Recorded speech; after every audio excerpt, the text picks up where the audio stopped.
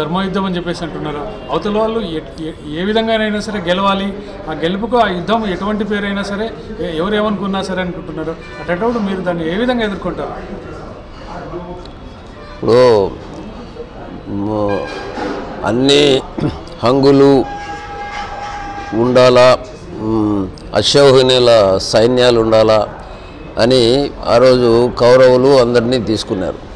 మాకు దేవుడు ఉంటే చాలే, ప్రజలే మాకు దేవుడు.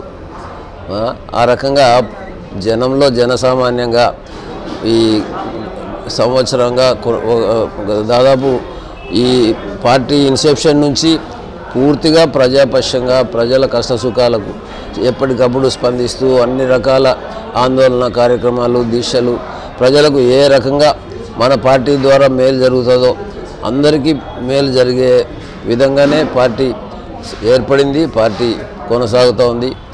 పూర్తి స్థాయిలో ప్రజలకు అభివృద్ధి సంక్షేమము మన రాజన్న రాజ్యంలో అంటే మా పెద్దాయన దివంగత ముఖ్యమంత్రి టైంలో తలపెట్టిన అన్ని ప్రాజెక్టులు పూర్తి చేసుకోవడం, భవిష్యత్తులో ఒక ప్రత్యేక హోదా ద్వారా పారిశ్రామిక విప్లవం వచ్చే విధంగా చేసి మన పిల్లలకు మంచి భవిష్యత్తు రావడానికి, మన రైతాంగానికి పూర్తి స్థాయిలో ప్రాజెక్టులన్నీ కంప్లీట్ చేసి వాటి ద్వారా శాశ్వత ప్రయోజనాలు వ్యవసాయానికి దక్కే విధంగా, పండిన పంటలకు గిట్టుబాటు ధర వచ్చే విధంగా, మహిళలకు పూర్తిగా ఆర్థిక స్వావలంబన చేకూర్చే విధంగా ప్రతి మహిళ లక్షాధికారి కావాలని, ప్రతి సాగుకు యోగ్యమైన ప్రతి ఎకరా భూమి కూడా సస్యశ్యామలంగా పండాలని, సుభిక్షంగా మన రాష్ట్రం అంతా ఉండాలని, అన్ని ప్రాంతాలను అభివృద్ధి చేసుకోవాలని సత్సంకల్పంతో దృఢమైన దీక్షతో